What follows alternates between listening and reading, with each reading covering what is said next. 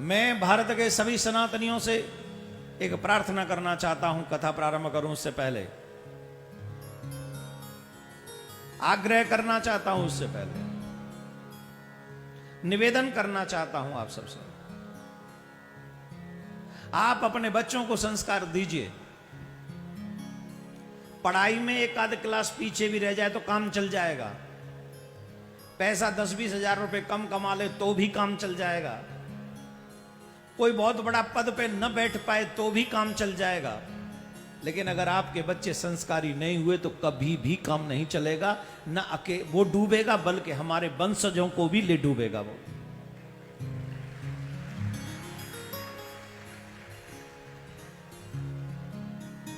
इस विषय में हम चर्चा करेंगे, लेकिन प्रारंभ में ही चर्चा करते हैं। अभी अभी नई घटना जो सामने आई है उसकी।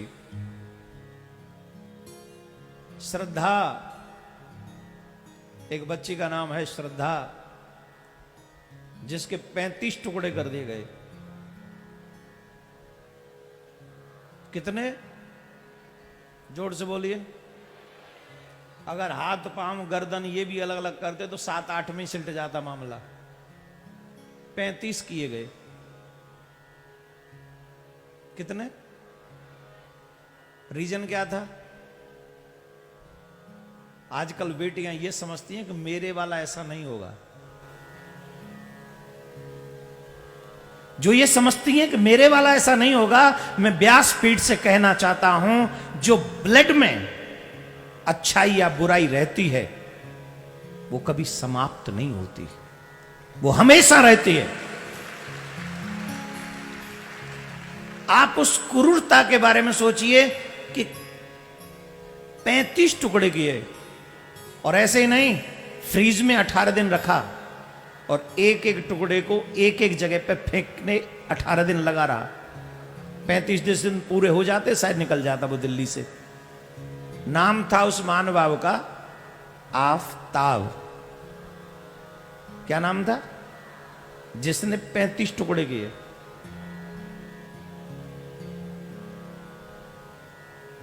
और मुझे तकलीफ जानते हो किस बात की है? सेकुलर लोगों के मुंह पे ताला लगा हुआ है।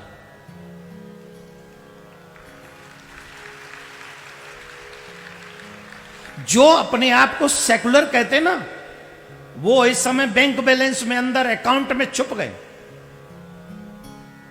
अब उन पे कोई फर्क नहीं पड़ता, क्योंकि सनातनी बेटी थी ना, मर गई मर गई। इसमें क्या? 35 ही टुकड़े तो हुए हैं, हो जाने दीजिए। अगर यही घटना किसी और धर्म के बच्चे के साथ होती, 56 की 56 कंट्रियां एक साथ खड़ी होती।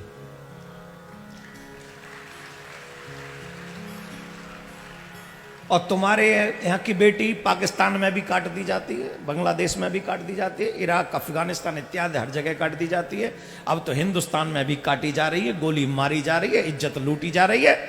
लेकिन यहां बोलने वाला कोई नहीं है। यहां नहीं बोलेंगे। ये जो अपने आप को सेकुलर कहते हैं वो मानव नहीं है, वो डरपोक है। वो डरते हैं कि अगर हम बोलेंगे सनातनियों के साथ तो हमारी कुर्सी खिसक जाएगी, हमें वोट नहीं मिलेगी।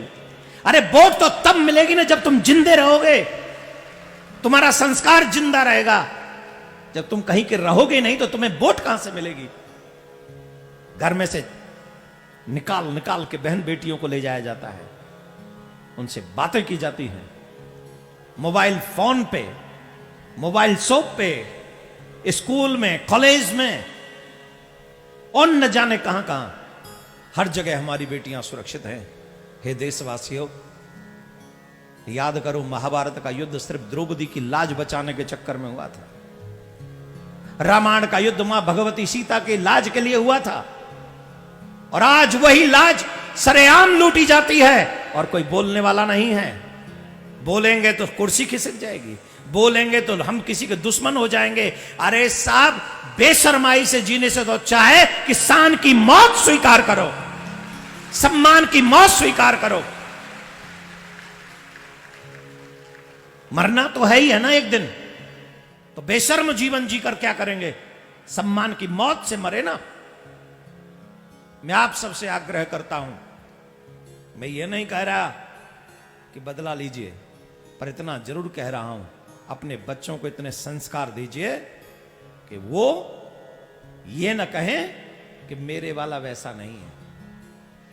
उन्हें ये पता होना चाहिए कि मैं अपने मां बाप के सम्मान को कहीं भी झुकने नहीं दूंगा, बल्कि अपने द्वारा अपने मां बाप का सम्मान ऊंचा करूंगा। ऐसा ज्ञान, ऐसा समाज, ऐसी समझ, ऐसी नॉलेज, ऐसे संस्कार अपने बच्चों को दीजिए। आप सबसे आग्रह करता हूं। और आज आपसे भी एक बात पूछता हूं, आप उस बेटी के लिए आवाज उठाओगे कि नहीं? कौन कौन चाहता हम उस बेटी की आवाज उठाएं? 35 टुकड़ों में से एक टुकड़े की आवाज तो तुम उठा ही सकते हो, हाँ या ना? जो जो उठाना चाहते हाथ उठाओ।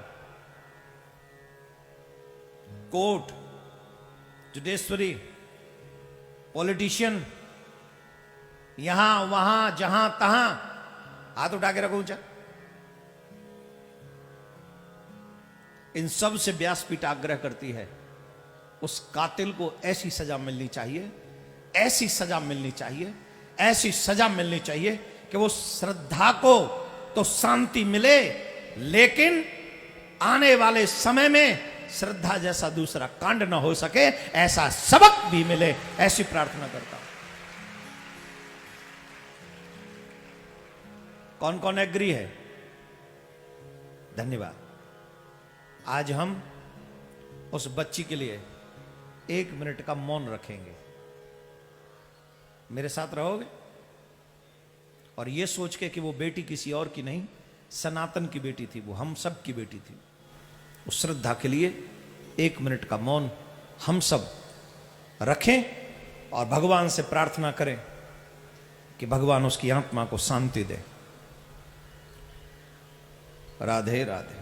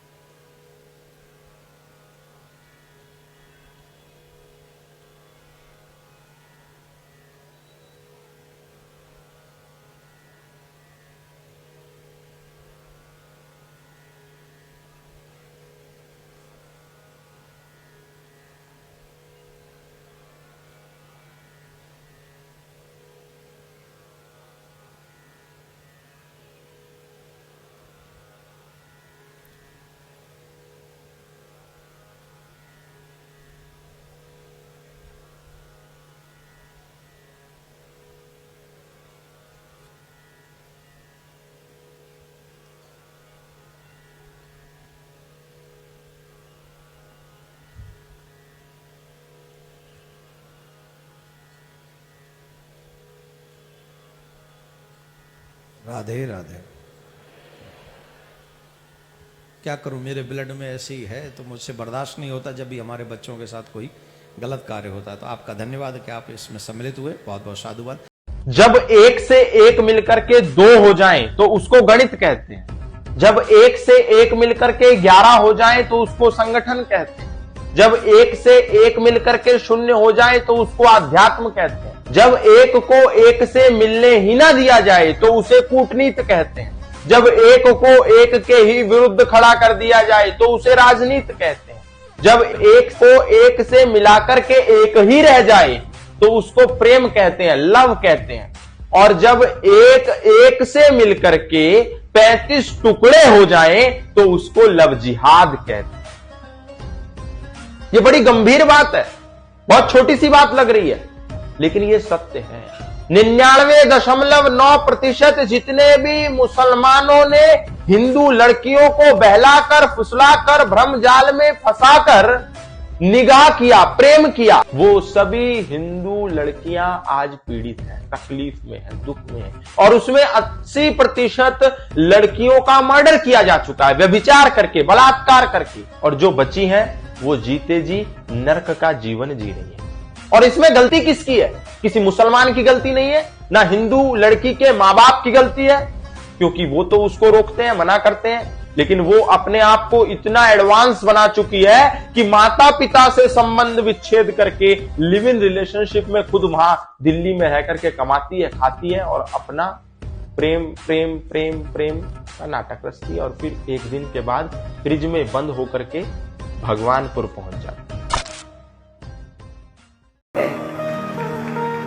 तो बहनों, मेरी बहनों, इस वीडियो को जरूर जन जन तक पहुंचाना। तुम मर जाना बिना विवाह के, काना, कुबड़ा, लंगड़ा, लूला, इसको स्वीकार कर लेना बहन।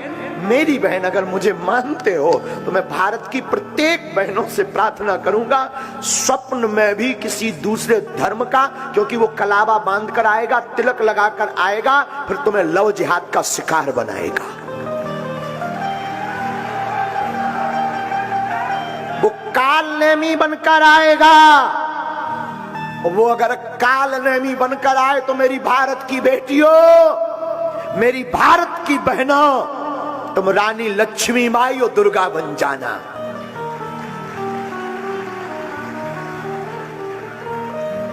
तुम्हें अब रानी लक्ष्मीबाई बनना पड़ेगा। यत्र नार्यस्तु पूज्यन्ते रमन्ते तत्र देवता। और चंबल की बहनों, तुम पर कम असर है क्या रानी लक्ष्मीबाई का? ऐसे विधर्मियों के खिलाफ तुम भी मोर्चा खोलो, और कोई सनातन के खिलाफ या तुम्हारी किसी सहेली को कोई दूसरे धर्म का व्यक्ति बहला रहा हो, फुसला रहा हो, माया जाल फैला रहा हो, बहन मेरी प्रार्थना है, हो सके तो उसका पुरजोर विरोध करना।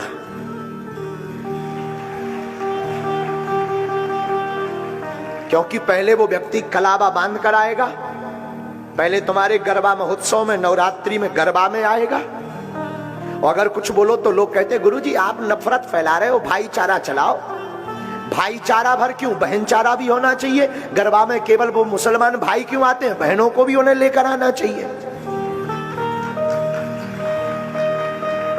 भाईचारा भर क्यों, भाई बहन चारा चलाओ, वो भी लेकर आए गरबा में, वो भी अपनी माताओं को, अपनी बहनों को लाएं। हमारी बहनें जाती हैं गरबा में, महोत्सव में, वो भी लेकर आए। लेकिन नहीं, अगर कुछ बोलो तो कहते हैं गुरुजी तो आग फैलाते हैं। बागेश्वर गुरुजी के बिगड़े बोल, बागेश्वर महाराज के भड़काऊ भाषण, ठटरी के बड़े नकटा।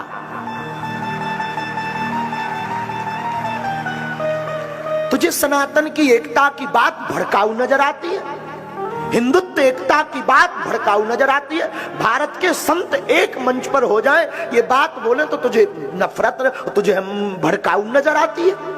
बुरा मत मानना, सब अधिकारी भी बैठे हैं, सब लोग भी बैठे हैं, जो जिस पद पर है। आपके ऊपर ईश्वर की कृपा है, तुम पद पर हो। हम पे बालाजी की कृपा है कि हमें गुरुजी ने, बालाजी ने व्यास पीठ पर बैठा रखा है। लेकिन इसके ऊपर भी हमारा एक कर्तव्य है, वो है सनातनी हिंदू एकता।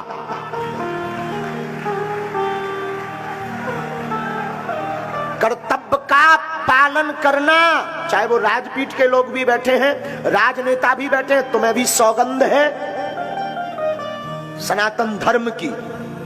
तुम्हारे पूर्वजों ने, हमारे पूर्वजों ने हिंदू धर्म की रक्षा के लिए सिर कटवा दिया, पर झुके नहीं। और हम लोग झुक जाएं, क्या बुजदिल हैं? सुभाष चंद्र बोस और चंद्रशेखर आजाद के देश के लोग हैं हम लोग, स्वामी विवेकानंद की भूमि के लोग हैं। मुझे बड़ा दुख होता है। और आजकल साधु ही साधु की निंदा कर रहा, एक सरकार दूसरी सरकार पर टारगेट। मैं प्रार्थना करूंगा, साधुओं को एक होना पड़ेगा। लड़ने से काम नहीं चलना है, शक्ति दिखाने से काम नहीं चलना। और शक्ति अगर सनातनी व्यक्ति को दिखाई तो क्या खाक दिखाई? शक्ति दिखाना ही है ना। सब सनातनी संत एक हो जाओ और इन विरोधियों को दिखाओ शक्ति क्या होती है।